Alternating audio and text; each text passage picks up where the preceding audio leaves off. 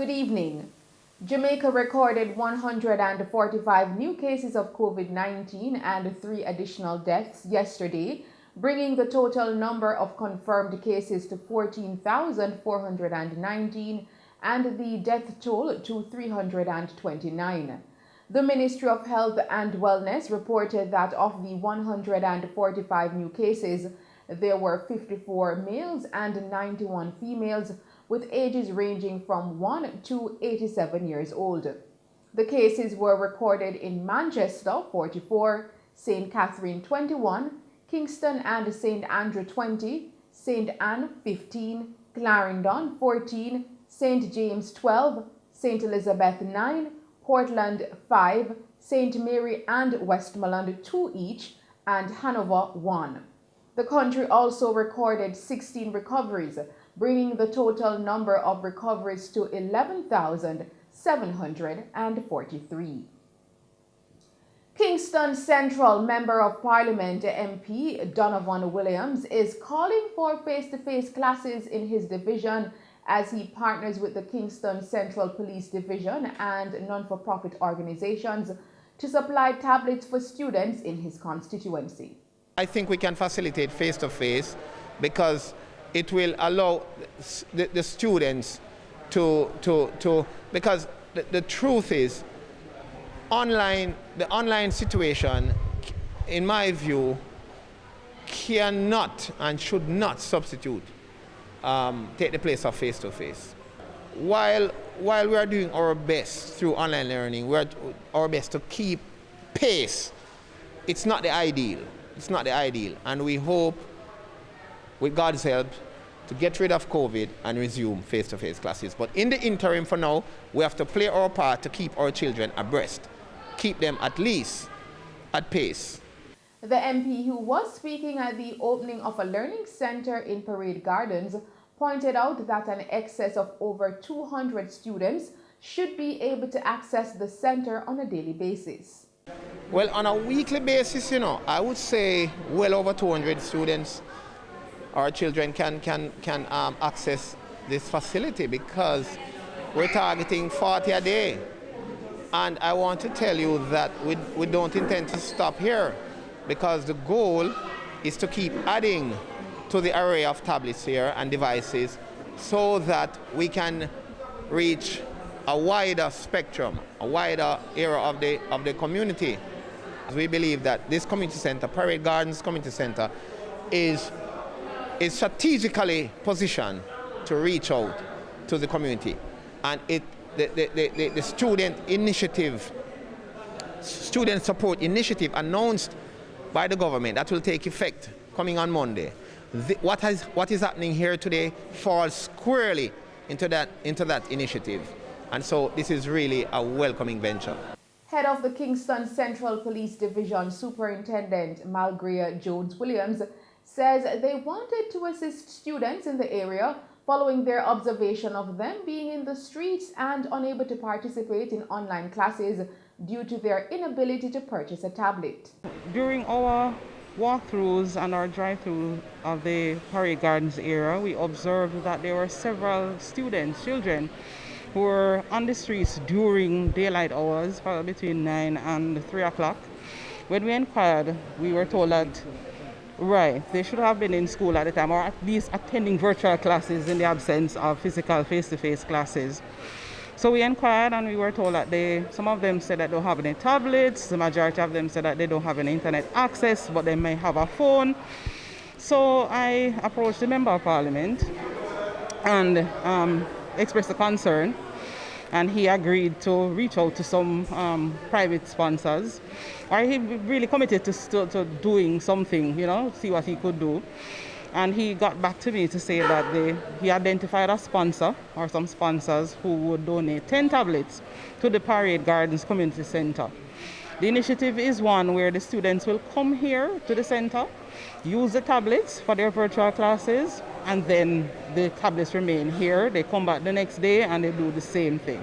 Donors who gifted tablets to students, Managing Director of Cybers Consultant Limited, Duval White, joined by entertainment lawyer Candy Stevenson, founder of Posture LLC, explained how they came together to help the kids in this area have access to a tablet to assist in their online education.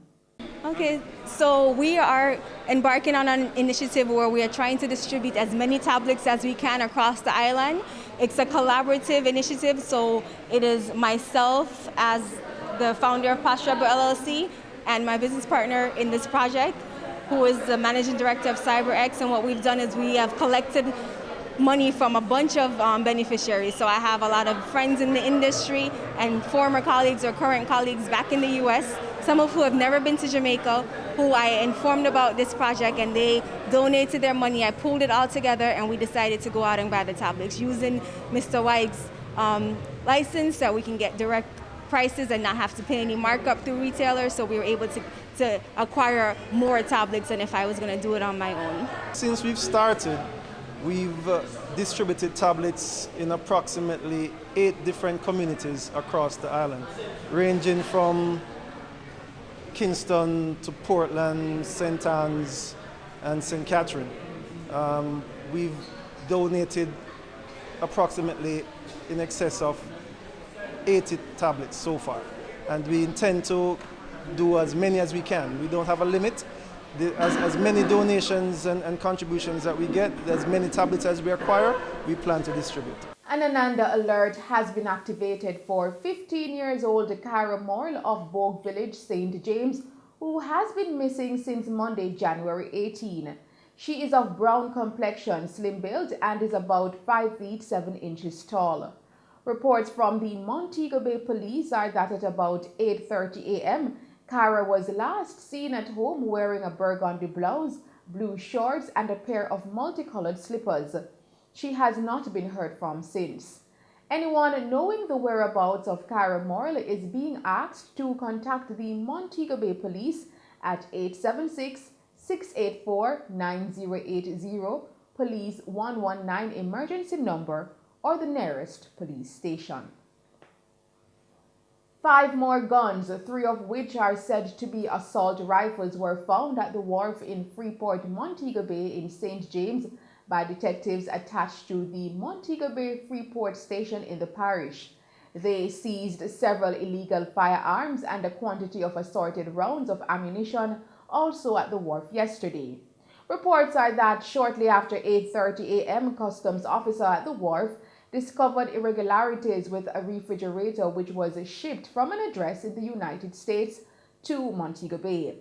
The police were alerted, and upon their arrival, the refrigerator was stripped and found to contain 3 assault rifles, 2 9mm handguns, and over 100 rounds of assorted ammunition. The police say no one has been arrested in connection with this latest seizure, which is the second major firearm and ammunition find at the wharf over the past recent days. Last Monday, the police seized 19 illegal firearms, which consisted of 6 assault rifles and 13 handguns, along with over 470 assorted rounds of ammunition at another wharf at Freeport, Montego Bay. And we will bring more on this story in subsequent newscasts. In other news, following the murder of 4 persons in the Lincoln Avenue last week, Commanding Officer for the Western Kingston Police Division, Senior Superintendent Michael Phillips, and residents did a walkthrough of the Lincoln Avenue community as part of their intervention strategy to meet with residents, and that is to see how best the police can help curtail the upsurge of violence in the area. SSP Phipps explained that this latest intervention is in an effort to stop the killings in the community. All right, what you see here today is part of our intervention strategy, where we are doing something in response to an upsurge of violence within the general Lincoln area. What we had is a situation of 4 murders within a 4-day period. We're seeing playing out in this community what we regarded as an intra-gang violence within the Bird Nation gang, in that the influential leader who is overseas have played some part, and we are of the opinion that we have to do this sort of activity in order to give some reassurance to the citizens within the community and to see what our strategies going forward should really be. I think this was a fairly good walk. We got some information, we have met some persons, and they have committed to do what they can in terms of partnering with us to see how is it we can resolve all the existing issues at this time regarding the violence within these communities. So I think the walk was an impactful one, which we will benefit from, and the community will certainly benefit from it as well. The commanding officer further pointed out that this latest upsurge in violence is as a result of intra-gang conflict.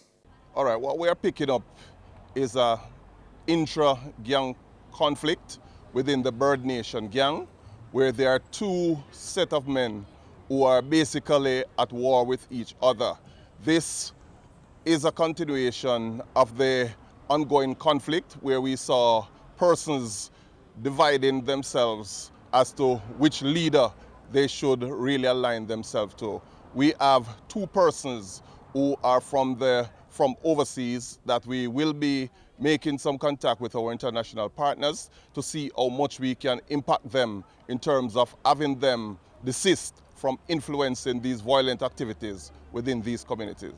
SSP Phipps also noted that a similar intervention strategy which was used in the Trenchtown community yielded some positive results. All right, the latest with the Trenchtown situation, we did a similar activity where we sought the intervention and partnered with a number of persons, and we believe that we are seeing some fruits coming from that now because, as was reported previously, the main perpetrator in one of those murders have been arrested and charged, and we have information we are seeking some other persons.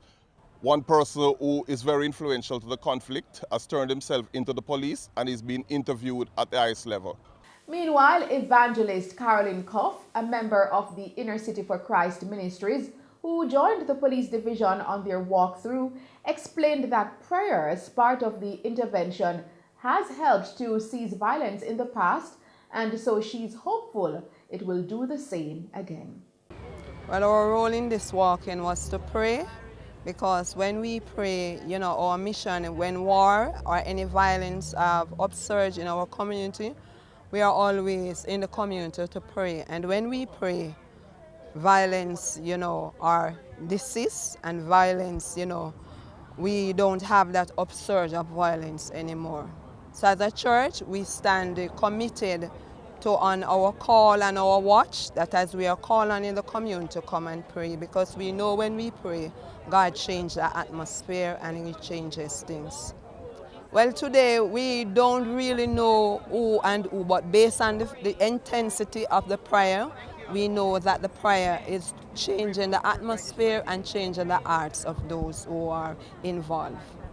In other news, Head of Operations for the Clarendon Police Division, Superintendent Christopher Phillips, says the curfew imposed on the Hayesfield, Cofals and Gimimibit communities in the parish has brought back a level of calm to the crime-hit areas.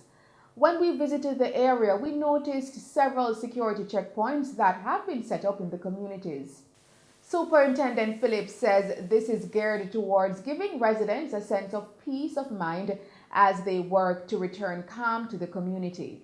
We have been tracking happenings in this community from last year, and based on that assessment, we have basically elevated the tension level within the community to extreme. So the likelihood of violent confrontations can take place at any time. We are concerned about this situation, and so we decided to utilize the best operational tool we have now to treat with the situation, which is to impose a curfew.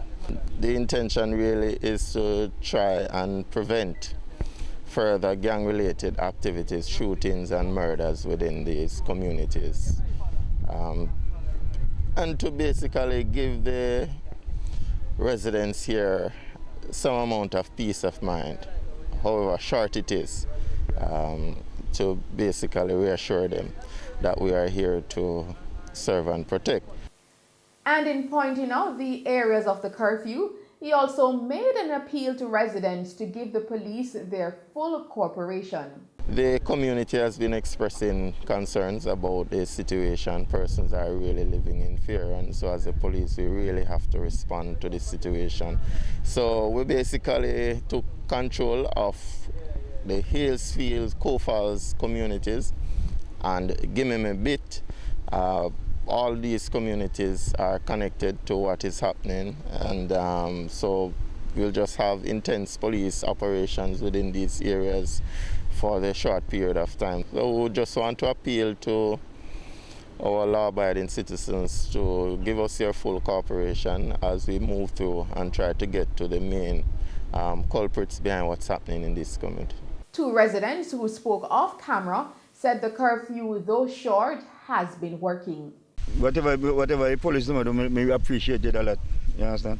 Appreciate it a lot because they visit you often and they really, truly keep it coming to quiet off here right now. Feel alright because for night time I have to go in all 6 o'clock, 5:30 only ready. So I feel a little better. True me I would man, I do nothing so. You know, I do nothing and people still mail you, so I say go. I say go. The 48-hour curfew started Sunday and will end at 9 tonight. The curfew was implemented to stop the killings and shootings in the area. More than 10 persons have been shot, 8 of them fatally in the communities in recent times. 2 men who were on trial before the Home Circuit Court for the murder of businessman Roderick Bunny Francis were found guilty following their appearance in court yesterday. Both accused, Carlos Batista and George Gardner, were convicted during a trial that was closed to the public in the downtown Kingston-based Home Circuit Court. Their co-accused, Sheldon Watson, who had earlier pleaded guilty to accessory to murder after the fact, is scheduled to be sentenced this Thursday. The men are on trial for the June 25 murder of popular businessman who was discovered dead near his home in St. Andrew. And finally, in the news tonight, the Justice Ministry has partnered with the National Works Agency, NWA, to provide fiber optic connection to 8 courts.